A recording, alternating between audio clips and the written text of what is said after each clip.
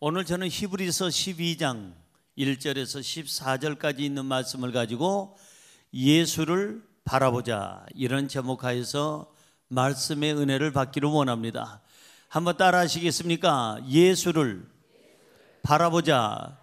예수를 바라보자. 누구를 바라보자고요? 정치인을 바라보자 안 그랬어요. 대학 교수님을 바라보자 그것도 아닙니다. CEO를 바라보자 그것도 아니에요. 오늘 성경은 예수를 바라보자 그랬어요. 여러분, 인생을 살면서 내가 누군가를 바라볼 수 있는 사람, 누군가를 따르고 싶은, 누군가를 본받고 싶은 그런 대상이 있다면 행복한 거예요. 그래서 우리는 사람들마다 멘토가 있잖아요. 자기 분야에서, 정치는 정치하는 대로, 교육계는 교육 그 계통에서, 아니면 문화 계통은 문화 계통으로, 예술 계통은 예술 계통으로, 아니면 어떠한 사업이나 일반 사회 모든 면에 어떤 분야든지 간에 다 멘토가 있어요. 닮고 싶은 사람, 따르고 싶은 사람. 누구를 닮고 싶습니까? 여러분의 멘토는 누굽니까? 요즘에 보니까 많은 멘토들이 무너지고 있어요. 진짜 정말 훌륭한 선생님들, 교수님, 정치인, 그리고 종교가, 더 나가서는 이제는 CEO, 그리고 정말 본받아야 될 대상의 그 법을 다스리는 법조인들까지도 삶이 무너지고 있고, 그 존경한다는 말이 무색할 정도로 그들의 삶에 문제가 심각한 것을 우리는 많이 보고 있습니다. 사람은 완벽하지 않습니다. 완벽하기 때문에 존경한다는 말 쓰는 사람 없어요. 저분이 정말 완벽하기 때문에 내가 스승님 존경합니다, 교수님 존경합니다, 아유 의원님 존경합니다, 사장님 존경합니다, 아유 선배님 존경합니다, 이러질 않습니다.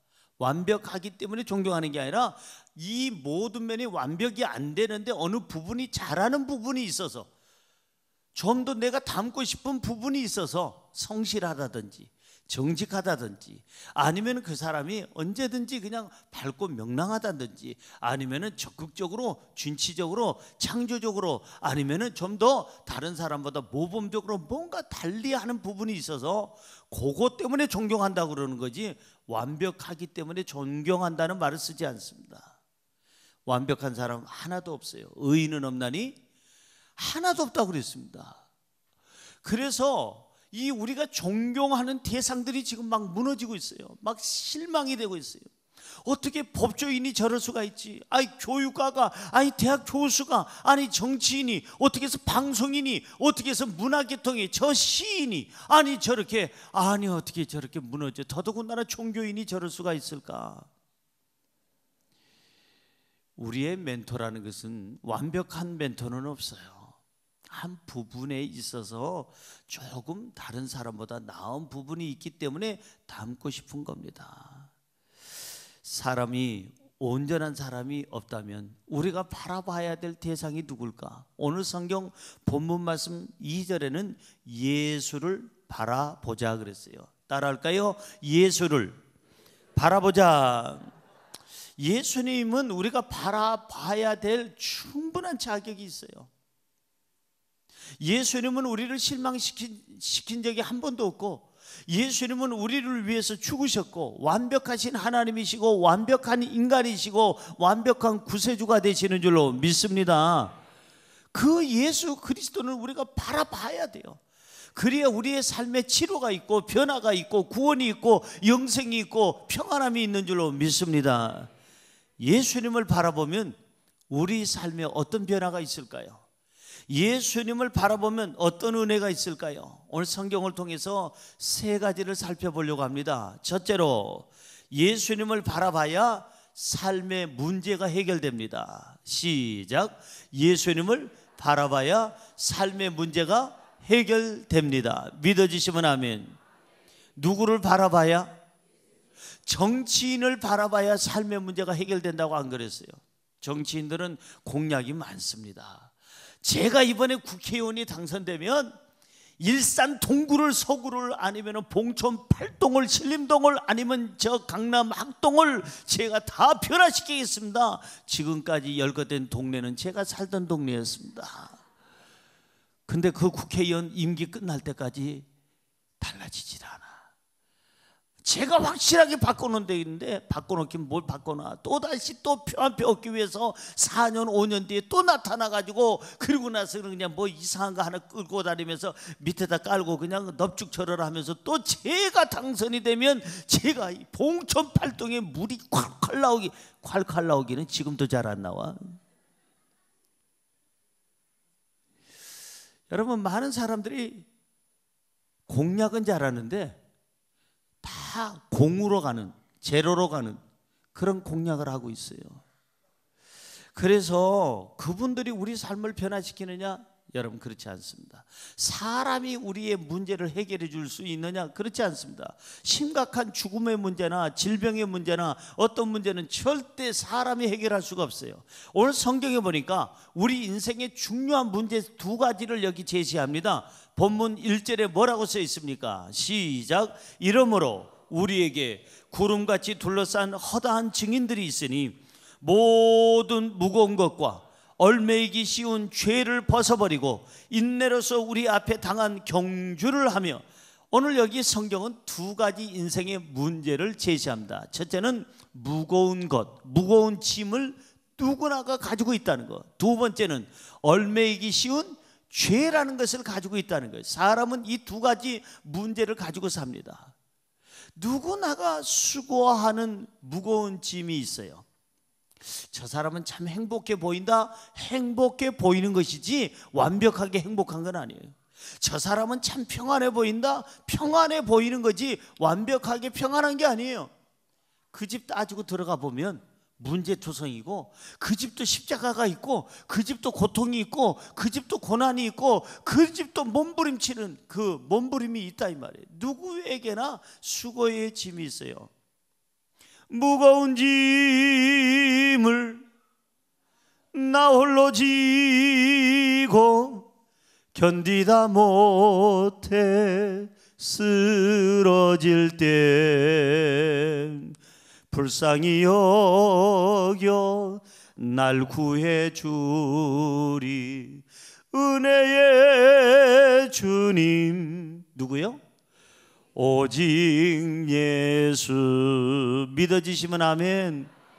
무거운 짐을 내가 나 홀로 지고, 수고의 짐이 있어요. 누구나가 수고의 짐이 있어요.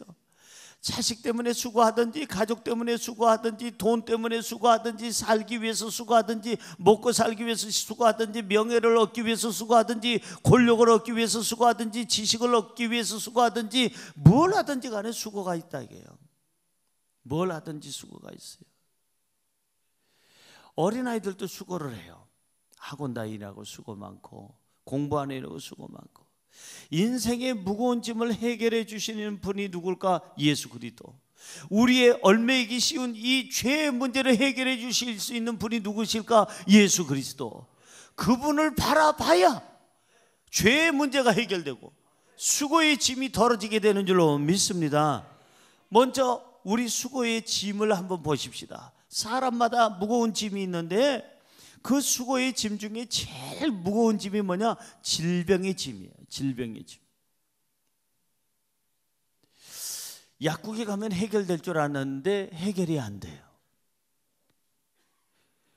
병원에 가서 의사 선생님 만나면 해결될 줄 알았는데 역시 마찬가지로 해결이 안 돼요. 멀쩡한 사람이 진료받으러 들어갔다가 깨어나지 못해서 죽어서 시체로 나온 사람이 있어요. 아니 어떻게 해서 병원은 고치는 게 병원인데 어떻게 생사람 잡느냐, 그런 경우가 얼마든지 있어요. 병원이 나쁘다는 얘기가 아니에요. 의사가 나쁘다는 얘기도 아니고 약사가 나쁘다는 얘기가 아니라 그들에게도 한계가 있다는 얘기예요 지금. 여러분, 이 질병의 무거운 짐은 우리 예수 그리스도 앞에 나와야 온전하게 치료받게 되는 줄로 믿습니다. 성경 마태복음 8장 16절은 이렇게 얘기합니다. 마태복음 8장 16절입니다. 시작. 저물매 사람들이 귀신 들린 자를 많이 데리고 예수께 오거늘 예수께서 말씀으로 귀신들을 쫓아내시고 병든 자들을 다 고치시니, 보세요, 저물매라는 말이 먼저 나오죠. 고치기 전에 저물매. 저물었다는 얘기는 뭐냐 하면 해가 지금 지고 있다는 얘기입니다. 해가 지금 떨어졌어요. 낮이 아니라는 겁니다. 인생에 낮일 때는 여러분 예수 그리스도를 잘 안 찾아요. 인생이 저물어 갈 때, 그때서야 이제 병으로 고생을 하고, 건강이 어디로 가버리고 질병이 있고, 물질이 어디로 가버리고 가난이 있고, 명예는 어디로 가버리고 슬픔이 있고, 이 저물어 갈 때, 인생이 저물어 갈 때 그때 예수님을 찾습니다. 많은 사람들이 귀신 들린 자들을 많이 데리고 왔다고, 병든 자들은 많이 데려왔다고 성경은 얘기하는데, 인생에 저물 때가 있어요. 멀쩡하게 건강하던 사람이 갑자기 며칠도 안 돼서 그냥 암이라는 얘기 듣고 나서 가버리는 사람이 있어요. 요즘에는 그 완치율이 굉장히 높아졌습니다. 그런데 암 때문에 죽은 게 아니라 암이라는 말 듣고 죽는 거예요. 충격을 받아서. 멀쩡한 사람이 갑자기 심장마비로 죽어요. 저는 지난주에도 며칠 전에도 그 얘기를 들었어요. 멀쩡하던 어떤 분이 아주 괜찮았는데 전혀 질병이 없던 사람이 갑자기 급사해서 죽었어요. 심장마비로. 그럴 수가 있다 이 말이에요. 인생은 저물 때가 있습니다. 이렇게 질병이라는 거, 무거운 짐이 있습니다. 그때 예수님 앞에 나왔더니 예수님께서 귀신을 말씀으로 쫓아주시고 말씀으로 모든 병자들을 고쳐주신 줄로 믿습니다. 인생의 무거운 짐, 질병의 짐, 가난의 짐, 마음의 아픔의 짐, 슬픔의 짐, 예수님 앞에 내려놓으시기 바랍니다. 주님만이 여러분의 수고의 짐을, 인생의 짐을 덜어낼 수 있는, 내려놓을 수 있는 능력이 있는 줄로 믿습니다. 사람이 살아가면서 왜 힘든 일이 없겠어요? 왜 고난이 없겠어요? 힘들고 어려울 때 우리의 이 모든 무거운 짐을 우리에게 내려주시고 우리에게 평안함을 주시고 자유를 주실 분은 바로 예수 그리스도인 줄로 믿습니다. 우울하십니까? 예수님을 바라보시기 바랍니다. 인생의 짐이 무겁습니까? 예수님을 바라보시기 바랍니다. 질병 가운데 있습니까? 예수님을 바라보시기 바랍니다. 좀 더 모든 면에 풍요롭기를 원합니까? 예수님을 바라보시기 바랍니다. 삶이 답답합니까? 예수님을 바라보시기 바랍니다. 모든 짐, 수고의 짐을 덜어주시고 내려줄 수 있는 분은 오직 예수님밖에 없는 줄로 믿습니다. 성경 마태복음 11장 28절은 이렇게 얘기합니다. 시작. 수고하고 무거운 짐진 자들아 다 내게로 오라. 내가 너희를 쉬게 하리라. 이 세상에 수고하고 무거운 짐진 자들아 다 내게로 오라. 내가 너희를 쉬게 하리라. 이렇게 외칠 수 있는 분은 예수님밖에 없어요. 누가 저런 얘기를 했습니까? 소크라테스가 있습니까? 미안하지만 공자가 있습니까? 아니면 누가 있습니까? 어느 누구도 저 얘기를 할 수가 없어요. 창조주 하나님이고 완벽한 하나님이고 완벽한 인간이 되신 예수 그리스도, 우리의 구세주가 되시는 예수 그리스도만이 수고하고 무거운 짐진 자들아 다 내게로 오라. 내가 너희를 쉬게 하리라. 그분만이 할 수 있는 고백인 줄로 믿습니다. 저와 여러분 오늘 수고의 짐 덜기를 원한다면 예수를 바라보시기 바랍니다. 우리의 수고의 무거운 짐을 내려놓기를 원한다면 예수님을 바라보시기 바랍니다. 예수님 앞에 오면 주님께서 해결해 주실 줄로 믿습니다. 아까 죄의 문제가 또 나옵니다. 사람마다 죄의 문제가 있어요. 여러분 누구나가 원죄, 우리 부모님에게 태어날 때부터 가지고 나온 우리 원죄라는 게 있습니다. 그리고 날마다 짓는 자범죄가 있죠. 이 두 가지 죄 때문에 우리는 늘 항상 몸부림칩니다. 원죄의 해결을 못 받으면 천국 못 갑니다. 여러분 자범죄의 그 문제를 해결 못 받으면 이 땅에서 행복해질 수가 없습니다. 죄책감에 늘 항상 눌린 사람이 어디 행복하겠어요? 어디 마음에 평안함이 있겠어요?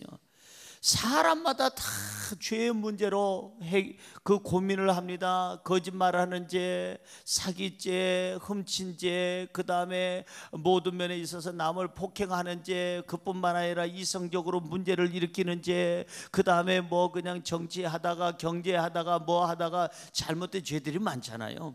그런 죄들을 가지고 누구나가 몸부림치는데, 죄의 문제는 누가 판결할 것도 아니고 누가 해결할 것도 아니라 예수 그리스도 앞에 나와 회개하고 용서함을 받아야 될 줄로 믿습니다.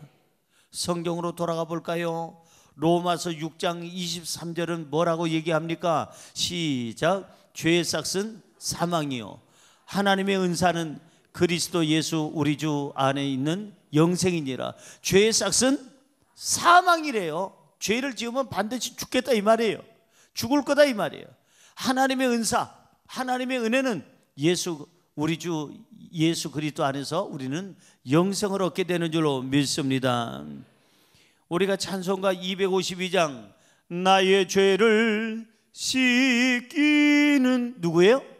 예수의 피밖에 없네. 다시 정케 하기도, 그 다음에 뭐예요? 예수의 피밖에 없네. 누구의 피요? 신성남 목사의 피 가지고는 누구도 못 살려요. 아무도 못 살려요. 제 피는 병원에서 받아주지도 않아요. 고혈압이 조금 있고 당뇨가 있다고 절대 안 받아줍니다. 제 피로는 누구도 못 살려요. 저한테 헌혈해달라고 얘기하지 마세요. 괜히 잘못 받았다가 더 문제 생길 수도 있어요. 제가 이렇게 건강한 것은 하나님의 은혜예요. 고혈압, 당뇨 있어도 제 모든 삶이 건강하고 그리고 모든 수치가 정상으로 돌아가고 하나님의 은혜로 살아요. 아무런 이상이 없어요. 여러분 보세요. 신성남이 피뿐만 아니라 여러분의 피도 누구 못 살려요. 그들의 죄값을 치를 수가 없어요. 죄의 문제를 해결할 수가 없어요. 흠도 없고 죄도 없으시고 성육신 하신 예수 그리스도의 피만이 우리를 살리게 되는 줄로 믿습니다. 할렐루야. 오늘 아까 읽었던 말씀, 본문 말씀에 보니까 얼매이기 쉬운 죄를 벗어버리고, 아까 1절에 그랬잖아요. 그러니까 죄는요 자꾸 뭘 얽혀요. 죄를 지으면 가정이 얽히고, 죄를 지으면 사회가 얽히고, 죄를 지으면 교회가 얽히고, 국가가 얽혀요. 그래서 이 죄의 문제를 어떻게 해결해야 되느냐? 예수님 안에서 믿음으로 사는 우리는 죄와 싸워야 돼요. 뭐와 싸워요? 죄와 전쟁을 일으켜야 됩니다. 자, 여러분 성경 본문 말씀 4절 보세요. 뭐라고 써 있습니까? 너희가 죄와 싸우되 아직 피 흘리기까지는 대항하지 아니하고, 대항하라는 거예요. 피 흘리기까지 싸우라는 거예요. 죄와 싸우되 피를 흘리기까지 싸우라는 얘기는 목숨 걸고 죄와 싸우라는 거예요. 죄와 싸워야 죄를 이겨요. 죄하고 안 싸우려니까 죄한테 묶이는 거고, 죄의 포로가 되는 거예요. 악의 포로가 되는 거예요. 싸웁시기 바랍니다. 또 졸다 듣는 분, 오늘 가서 집에서 싸우지 말고 죄하고 싸우라는 거예요. 죄와. 옆에 분에게 죄와 싸우시기 바랍니다. 죄와 전쟁을 선포하시기 바랍니다. 죄야, 너하고 전쟁을 내가 선포하노라. 한반도에서는 전쟁이 없게 하시고, 나의 죄에 대해서는 내가 전쟁을 일으켜서 죄와 싸워서 이기게 하여 주옵소서. 대한민국에 전쟁이 없을 줄로 믿습니다. 그러나 우리의 각자의 지은 죄에 대해서는 싸워야 되는 거예요. 안 싸우니까 조금만 하다가 아주 느슨해진, 아주 그냥 그 믿음을 틈타서 죄가 와서 왕노릇을 하는 겁니다. 그렇습니다. 우리의 죄값을 치러 주신 분은 예수 그리스도. 우리의 죄의 문제를 해결하실 수 있는 분도 예수 그리스도. 우리의 죄를 용서하시고 우리를 구원하시는 이도 예수 그리스도. 예수 그리스도만이 우리의 모든 죄의 문제를 해결하는 유일하신 분인 줄로 믿습니다. 예수를 바라보시기 바랍니다. 예수님을 찾으시기 바랍니다. 그래서 여러분의 삶에 늘 항상 무거운 짐이 사라지고 죄의 문제가 해결되고 자유하고 당당하고 숨도 쉬고, 그리고 여러분들이 자유하시기를 주님의 이름으로 축원합니다. 둘째로, 예수님을 바라봐야 믿음의 삶과 온전한 삶을 살아가게 됩니다. 시작. 예수를 바라봐야 믿음의 삶과 온전한 삶을 살아가게 됩니다. 믿어지시면 아멘. 오늘 본문 말씀 2절은 이렇게 말씀하고 있어요. 시작. 믿음의 주요 또 온전하게 하신 이인 예수를 바라보자. 그는 그 앞에 있는 기쁨을 위하여 십자가를 참으사 부끄러움을 개의치 아니하시더니 하나님 보좌 우편에 앉으셨느니라. 보세요. 여기 보니까 예수 그리스도를 바라보자. 그분이 어떤 분이기에 예수님을 바라보면 믿음이 온전해지고, 그 다음에 예수님을 바라보면 우리의 생활이 온전해진다는 거예요. 예수님을 바라봐야 믿음의 삶과 우리의 생활의 삶이 온전한 삶으로 바뀌게 될 줄로 믿습니다. 예수님을 바라봐야 믿음의 생활을 할 수가 있어요. 믿음은 뭐냐? 예수님을 닮아가는 거예요. 믿음이라는 것은 예수님을 바라보고 사는 거, 해바라기, 바로 주님만 바라보는 주바라기가 믿음의 사람이에요. 여러분, 주바라기가 되기를 주의 이름으로 축원합니다. 늘 항상 우리가 찬양하잖아요. 하나님의 사랑을 사모하는 자. 우리가 그 찬양을 들으면서 후렴에 주만 바라볼지라, 그 찬양을 목청 높여 우리 찬양하잖아요. 주만 바라볼지라. 그게 믿음이에요. 다른 게 믿음이 아니라 주님만 바라보고 주님만 의지하고 주님만 찬양하고 그렇게 사는 게 믿음의 삶인 줄로 믿습니다. 옆에 분에게 인사할까요? 주바라기가 되시기 바랍니다. 해바라기는 항상 해만 따라다니니까 얼굴을 해 쪽을 향해서 보니까 무슨 바라기예요? 해바라기. 우리는 주님만 바라보니까 무슨 바라기예요? 주바라기. 할렐루야. 저는 신주바라기, 우리 지휘자님은 심주바라기, 여기 김주바라기, 최주바라기, 이주바라기, 저기 그냥 구주바라기, 조주바라기 많이 계시네. 안씨가 조금 이상하긴 한데 안주바라기, 허씨도 좀 이상하긴 한데 허주바라기, 전씨도 약간 이상하게 전주바라기. 지난번에 주님을 바라봤는데 지금은 모르겠어요. 지나가는 얘기니까 그 성씨 세 분은 용서하시기 바랍니다. 그냥 웃자고 하는 얘기니까. 사랑하는 성도 여러분, 믿음은 뭐냐면요, 어느 환경이 있든지 주님을 바라보며 사는 게 믿음이에요. 저 사람 정말 믿음이 좋다. 누굴 보고 얘기하는 거야? 주님만 바라보고 사는 사람.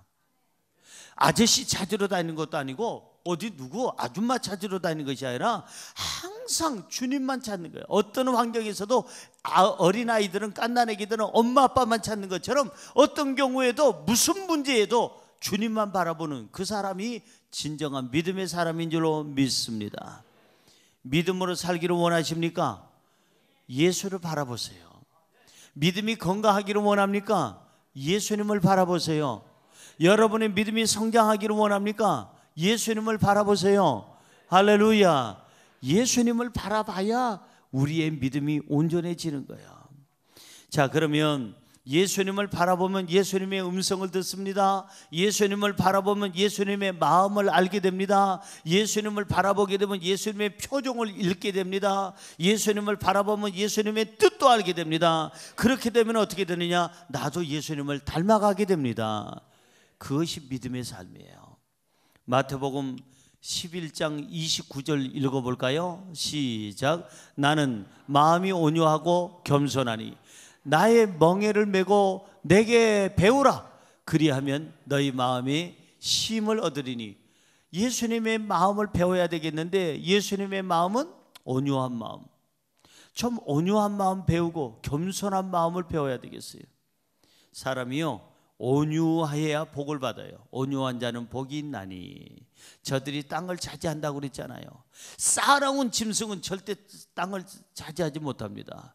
지금 싸나운 짐승들이 다 어디가 있습니까? 동물원에 있어요.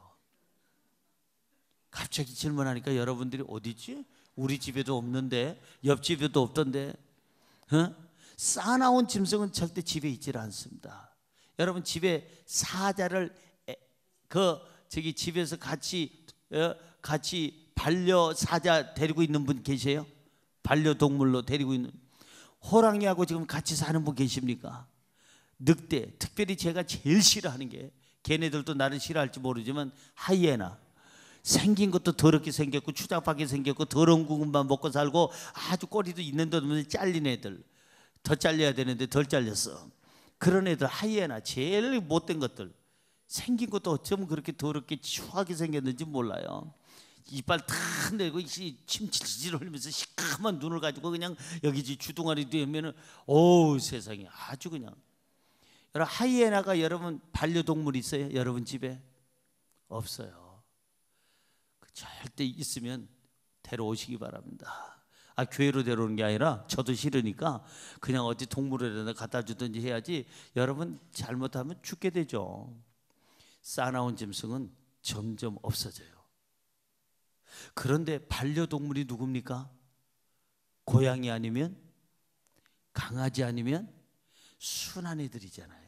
강아지나 개나 똑같아요. 누가 또 개라고, 방금 강아지라고 얘기했죠. 옛날에나 우리가 개 그랬지. 요즘에 개 그러면 싫어합니다. 강아지 기르는 집에다가 가서 이 개 이름이 뭐예요? 그랬다면 목살이 무식하기는 이렇게 나올 거예요. 이 강아지 이름이 뭡니까? 이렇게 해야 그분 그 신방한 집에서 이 갈비 한쪽이라도 더 주고 아니면 콩나물 무침만 더 주지. 이 개 이름이 뭐예요? 그러면은 목사님 그냥 오늘 신방 마쳤으니까 그냥 각자 알아서 먹고 삽시다 그러고 나가서 먹으라고 그럴 거예요. 여러분 보세요. 이 강아지들이, 고양이들이 왜 우리 곁에 있습니까? 우리 침대에 올라오고 우리 여기 소파에 올라오고 같이 텔레비 보고 앉아서. 요즘에는요 반려동물들, 강아지들 호텔이 있는 거 아십니까? 호텔뿐만 아니라 강아지 카페가 일산에도 있습니다. 심지어는 강아지 병원도 있고요. 여기 강아지 약국이요 서울 시내만 300곳이 있다는 거 아십니까? 강아지 약국이 서울 시내에만 300곳이 있어요. 모르셨죠? 세상에, 나는 사람도 약국 가기 힘든데 강아지 약국이 서울 시내에만 300군데가 있다는 얘기를 듣고 나가서 방송을 제가 보고 나서 깜짝 놀랐어요. 강아지들 약국, 동물 약국이 그렇게 많구나. 심지어는 강아지들 유모차가 있습니다. 세상에, 옛날 나 유모차 타본 적이 없어. 그때 그 시절에는 재지게 가난해가지고 유모차 누가 사준 적도 없고 난 타본 적도 없는데 요즘에 개팔자가 상팔자예요. 왕이요 왕. 걔네들 따로 호텔 따로 있다니까요. 걔네들 있는 그 목욕탕 따로 있고요. 걔네들 카페, 강아지 카페가 있어. 커피 마시나? 그 카페에서 뭐 하나 모르겠어요.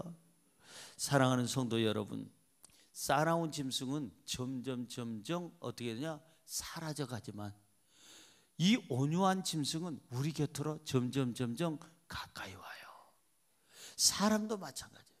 사자처럼 머리를 하고 사자처럼 인상을 쓰면 사람들이 외면해요. 그러나 그 예수님의 온유하심을 닮아서, 겸손하심을 닮아서 가까이 하면, 그 예수님의 모습을 보이면 사람들이 몰려오기 시작해서 그걸 말해서 인복이라고 하는데, 인복이 있으시기를 주님의 이름으로 축원합니다. 옆에 사람 얼굴 쳐다보고 얘기하세요. 조금만 웃으시면 인복 있으시겠어. 시작. 조금만 웃으시면 인복 있으시겠어. 예. 그 주님이 주시는 음성이니까 들으시라고요. 예. 사랑하는 성도 여러분, 사랑의 주님 닮기 원하네. 그 온유한 모습, 그 인자한 모습, 그 겸손하신 모습, 그분에게 가서 우리는 배워야 될 줄로 믿습니다. 예수님을 바라보면 예수님을 닮게 되고, 예수님을 닮게 되면 온전한 믿음을 갖게 되고, 온전한 믿음을 갖게 되면 온전한 삶을 살게 되는 줄로 믿습니다. 자, 예수님을 닮아가는 삶이 뭘까? 예수님을 닮아가면 무엇이 온전해질까? 따라하실까요? 인격이 달라집니다. 뭐가 달라져요? 예수님을 닮아가면 제일 처음에 인격이 변화가 와요. 내 인격이 달라져요. 온전해져요. 인격이. 옛날에는 인격이라는 것도 없었는데 나온 거는 배밖에 없었는데 이제는 예수 그리스도를 알고 나니까 인격이 배가 아니라 인격이 내 삶이 됐어요. 사람들이 우리의 인격을 보고 박수를 치고 존경한다고 그러고 그리고 존중해줘요. 우리를. 예수님을 닮아가면 신앙이 온전해집니다. 예수님을 닮아가면 양심이 온전해집니다. 예수님을 닮아가면 언어, 말이 온전해집니다. 예수님을 닮아가면 내 생활 습관이 온전해집니다. 할렐루야. 예수님을 닮아가시기를 주의 이름으로 축원합니다. 그럼 예수님을 닮아가는 게 뭘까? 십자가입니다. 예수님은 십자가 위에서 하나님과 인간을 화목하게 하셨고 사람과 사람을 화목하게 하셨어요. 다시 말해서 예수님을 닮아간다는 건 뭐냐? 화목하는 삶이에요. 성경으로 돌아가 볼까요? 본문 말씀 14절입니다. 시작. 모든 사람과 더불어 화평함과 거룩함을 따르라. 이것이 없이는 아무도 주를 보지 못하리라. 이것이 없이는 아무도 주를 보지 못하리라. 이것이 뭐예요? 화평함과 거룩함. 근데 어떤 사람하고 화평하라고 그랬어요? 나에게 잘해주는 사람? 아니에요. 모든 사람과. 혹시나 나에게 섭섭함을 주고 혹시나 삐죽거리는 사람이 있다 할지라도 모든 사람과 더불어 화평하고 그 사람 앞에서도 거룩함의 모습을 보이라는 거예요. 이게 바로 믿음의 삶이요 온전한 삶인 줄로 믿습니다. 화목형 사람이 되기를 주의 이름으로 축원합니다. 전투형 사람이 되지 말고 화목형 사람. 우리가 가는 곳에는 전투가 그치고 평화 협상이 이루어지고 우리가 있는 곳에는 가는 곳곳마다 이제 서로 간에 하나 되고 하나님께 영광이 되고 그리고 어느 곳에 가든지 평화로운 곳, 그게 평화의 사자가 저와 여러분이 돼야 될 줄로 믿습니다. 가정에 들어가면 가정이 화목하고 내가 직장에 가면 직장이 화목하고 내가 교회 들어오면 교회가 화목하고 내가 발걸음 옮기는 곳곳마다 화목의 역사가 있기를 주의 이름으로 축원합니다. 좀 더 거룩하게 사는 삶, 이것이 우리에게는 필요하다는 거예요. 예수님처럼 좀 더 섬기면서 살고 예수님처럼 희생하면서 살고 사람들에게 생명을 주는 삶, 우리의 삶이 돼야 될 줄로 믿습니다. 그러기 위해서는 예수님을 바라봐야 되고 예수님을 바라보면 온전한 믿음 생활, 온전한 생활을 우리는 하게 될 줄로 믿습니다. 마지막으로 세 번째, 예수님을 바라봐야 하나님의 아들로서 살아가게 됩니다. 시작. 예수님을 바라봐야 하나님의 아들로서 살아가게 됩니다. 여러분, 오늘 성경에 5절부터 끝절까지는 계속 이어지는 오늘 본문은 어떤 내용이냐면은 징계라는 말이 계속 나옵니다. 하나님의 아들이라는 말과 징계, 하나님의 아들이라는 말과 징계, 하나님의 아들이라는 말과 징계, 계속 그게 연거푸 나오는 구절구절마다 하나님의 아들 징계, 하나님의 아들 징계, 하나님의 아들 징계가 계속 나옵니다. 무슨 말입니까? 그 예수 그리스도 안에서 믿음 생활하면 하나님의 아들, 하나님의 자녀가 되는데 하나님의 온전한 자녀가 되려면 하나님의 채찍과 징계가 있어야 된다는 거예요. 오늘 성경으로 돌아가 볼까요? 5절 보세요. 본문 말씀 5절 시작. 또 아들들에게 권하는 것 같이 너희에게 권면하신 말씀도 잊었도다. 일러스되 내 아들아 주의 징계하심을 경히 여기지 말며 그에게 꾸지람을 받을 때에 낙심하지 말라. 성경은 얘기합니다. 아들들을 권면하는 것처럼 내가 권면한다. 근데 너희들은 그 말씀을 잊었다. 하나님께서 아버지의 마음 가지고 우리에게 권면하고 말씀해 주시는 이 말씀을 너희가 잊었도다. 그러면 안 된다는 거예요. 하나님의 말씀은, 우리가 아버지의 말씀은, 아버지의 마음 가지고 하시는 그 아들을 대하는 말씀은 존중하라는 거예요. 경청하라는 거예요. 들으라는 거예요. 잊지 말라는 거예요. 그래서 주의 징계가 있을 때 너희는 그 징계를, 하나님이 아버지의 마음 가지고 징계할 때 경히 여기지 말아라. 경히 여기지 말아라. 그리고 그의 꾸지람을 받을 때 낙심도 하지 말아라. 왜? 나 죽이려고 꾸지람하는 것도 아니고 나를 죽이려고 하나님께서 아버지가 우리에게 채찍을 들고 징계하는 게 아니기 때문에 살리려고 하는 징계이기 때문에 꾸지람이기 때문에 절대 낙심도 하지 말아라. 묻습니다. 하나님을 믿습니까? 예수 그리스도를 믿습니까? 그러면 하나님의 자녀가 된 것을 믿습니까? 하나님의 아들이요 딸인 것을 믿습니까? 그렇다면 징계가 있다는 건 당연한 거예요. 자, 성경으로 우리 같이 한번 풀어볼까요? 본문 말씀 6절 보세요. 징계는 누구에게 하는지. 6절 시작. 주께서 그 사랑하시는 자를 징계하시고 그가 받아들이시는 아들마다 채찍질 하심이라 하였으니. 보세요. 누구에게 징계하신다고요? 사랑하는 자에게. 하나님이 우리를 사랑하시기 때문에 잘못된 길로 가면 징계하시고, 그리고 아들마다, 자기가 사랑하는 아들마다 무슨 질을 해요? 채찍질을 하신다. 채찍질을 해서 바로 깨닫게 하고 회개하고 바로 서게 한다 이 말이에요. 왜 징계하십니까? 아들이니까. 아버지시니까 우리한테 아들인 자녀인 우리에게 징계하신다 이 말이에요. 성경 7절 보세요. 본문 말씀 7절 시작. 너희가 참음은 징계를 받기 위함이라 하나님이 아들과 같이 너희를 대우하시나니 어찌 아버지가 징계하지 않는 아들이 있으리요? 징계하지 않는 아들이 있다 없다? 아버지, 진짜 아버지는 징계한다 안 한다? 징계한다는 거예요. 하나님이 창조주 하나님이 우리의 아버지가 되셨어요. 우리를 만드신 분이니까, 우리에게 생명을 주신 분이니까, 우리가 하나님의 자녀가 되었어요. 그렇다면 진짜 아버지시니까 우리가 잘못된 길로 가면 바른 길로 가라고 반드시 징계하고 채찍질하는 것은 아버지로서 해야 될 정당한 의무요 사랑의 채찍이라는 거예요. 할렐루야. 그러니까 채찍을 맞을 때는 아프지만 낙심은 하지 마세요. 나를 죽이려고 채찍하는 게 아니라 살리려고 채찍질하는 거니까. 나를 망하게 하려고 채찍질하는 것이 아니라, 징계하는 것이 아니라 나를 흥하게 하고 나를 성공시키고 행복하게 하려고 하나님은 징계로 우리를 변화시켜 주시는 줄로 믿습니다. 8절 한 절 더 보세요. 연결해서 8절 시작. 징계는 다 받는 것이거늘 너희에게 없으면 사생하여 친아들이 아니니라. 잘 보세요. 징계는 하나님의 자녀라면 다 받아요. 집사님도 받고 권사님도 받고 안수집사님도 받고 장로님도 받고 전도사님도 받고 목사님도 받고, 어느 누구나 하나님의 자녀라면 누구나가 징계는 다 받는 것이다. 만약에 그 징계가 없다면 사생하여 친아들이 친자식이 아니니라. 여러분, 하나님의 자녀된 것을 축하드립니다. 하나님은 사랑하셔서 그 매를 때리는데, 그 매를 무슨 매라고 그래요? 사랑의 매라고 그럽니다.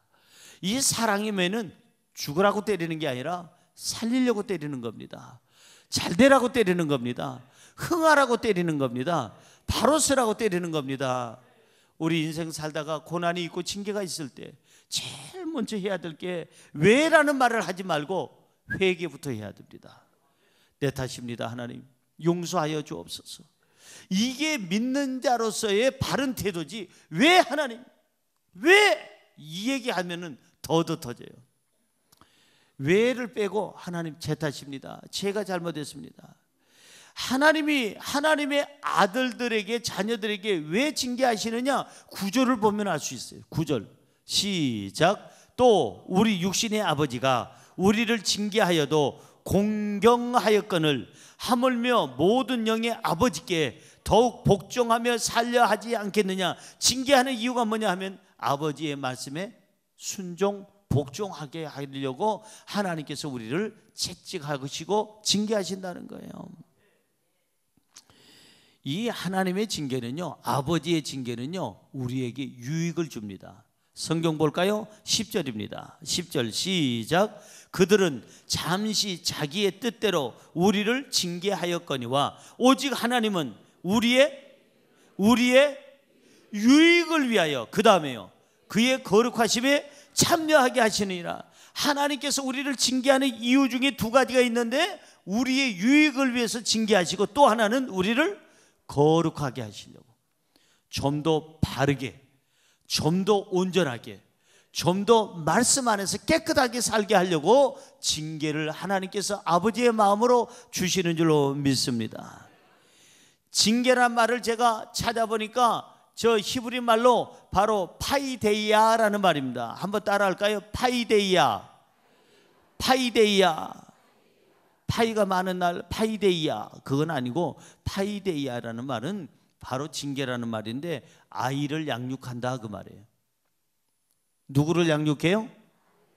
여기 60세 넘으신 분들도 많이 계시지만, 젊은 분들도 많이 계시지만 30대도 하나님 앞에서는 아이예요. 60대도 70대도 80대도 90대도 하나님 앞에서는 아이예요. 그잖아요. 세상에 90대 노모가, 92살 된 노모가 72살 된 그 아들한테, 그 할아버지 있잖아요, 72이면, 얘야 길 조심해라, 길 조심해, 자빠지지 말고. 얘야, 그 할아버지 왈, 어머니 나도 같이 늙어가는데 애가 뭐예요? 그랬더니 그 할머니 하시는 말씀, 너는 죽을 때까지 내 애야. 그러니까 엄마의 눈에는 항상 70이 되든 90이 되든 자식이 나이가 먹든 말든 애예요. 항상 애예요. 어떤 분들 보면 그 집사님들 친방 이렇게 갔다가 애들이 뭐 20대 후반, 30대 초반, 40대 초반, 그래서 아유 든든한 자녀를 두셔서 든든하시겠습니다. 이렇게 귀한 아들이 있어서 딸이 있어서 든든하시겠습니다. 그러면 꼭 우리 집사님들, 권사님들 하시는 말씀, 아이고 나이만 먹었지 애요. 난 저렇게 1m 80되는 애 처음 봤어요. 잔주름이 많고 굵은 주름이 많은 흰머리가 있는 애 처음 봤어요. 나이만 먹었지 애예요. 부모의 말은 꼭 그렇게 얘기해요. 하나님 보실 때 우리는 모두가 애예요. 그래서 여기 보니까 파이데이아, 바로 징계라는 말은 아이를 양육한다는 거예요. 우리에게 징계를 주시는 이 이유가 뭘까? 파이데이아, 징계를 주시는 이유가 뭘까요? 아이를 양육하기 위해서. 여러분들에게 철들라고, 어떤 사람은 죽을 때까지 철 못 드는 사람 있잖아요. 철들라고, 성장하라고, 바르게 크라고, 온전하게 살라고 아이가 바로 가야 될 거 아니에요. 그래서 하나님은 바로 징계를 주셔서 우리의 삶을 온전하게 하시는 줄로 믿습니다. 징계 뒤에는, 반드시 채찍 뒤에는 하나님이 주시는 당근, 은혜가 있습니다. 본문 말씀 11절 보세요. 하나님이 주시는 은혜, 당근이 있어요. 시작. 무릇 징계가 당시에는 즐거워 보이지 않고 슬퍼 보이나 후에 그로 말미암아 연단받는 자들은 의와 평강의 열매를 맺느니라. 그렇죠. 징계받을 때는 즐거워 보이지도 않고 슬퍼 보이지만 그 징계를 받고 나서 연단 후에 보니까 무엇이 있느냐? 의의 열매, 평강의 열매. 이 바로 하나님의 당근이 우리에게 충만히 넘쳐나게 될 줄로 믿습니다. 징계를 통해서 하나님은 우리를 치료하세요. 징계라는 것을, 채찍이라는 것을 통해서 영혼육을 만져주시고 바로 가게 하시고, 아픔을 통해서 우리에게 정신 차리게 하고 바른 길 가게 하고, 그리고 나서 우리를 고쳐주셔요. 마지막 구절 13절 한번 읽겠습니다. 읽습니다. 너희 발을 위하여 곧은 길을 만들어 저는 다리로 하여금 어그러지지 않고 그 고침을 받게 하라. 한 번 더요. 너희 발을 위하여, 인생의 발, 곧은 길을 만들어, 바른 길을 만들어서 저는 다리로, 병든 다리, 잘못된 다리, 연약한 다리로 하여금 어그러지지 않고 바깥으로 튀어나간다 이게요. 온전한 길로 안 가고 그냥 이상한 길로 간다, 어그러진다는 거예요. 고침을 받게 하라. 징계는 뭐냐? 잘못된 길로 갈 때 하나님께서 나를 바른 길로, 진리의 길로, 말씀의 길로, 믿음의 길로, 사람의 길로, 그 온전한 길로 우리 삶에 어그러지는 그 발걸음을 바르게 잡아서 인도하기 위해서 징계라는 것을 통해서, 채찍을 통해서 우리의 삶을 잡아주시는 줄로 믿습니다. 예수를 바라보면 평안함이 있습니다. 예수를 바라보면 죄사함이 있습니다. 예수를 바라보면 구원이 있습니다. 영생이 있습니다. 자, 이제부터 예수님을 바라봄으로 삶의 문제를 해결받고 온전한 믿음과 온전한 생활과 그리고 하나님의 아들로서 살아가기를 주님의 이름으로 축원합니다. 축원합니다. 기도하겠습니다. 하나님, 예수 그리스도만을 바라볼 수 있는 눈이 있게 하여 주옵시고 믿음이 있게 하여 주옵소서. 예수님을 바라봄으로 삶의 문제를 해결받게 하여 주옵시고 예수 그리스도를 바라봄으로 온전한 믿음과 온전한 삶을 살게 하여 주옵시고 예수님을 바라봄으로 하나님의 아들, 하나님의 자녀답게 살아가게 하여 주옵소서. 예수님의 이름으로 기도드리옵나이다. 아멘.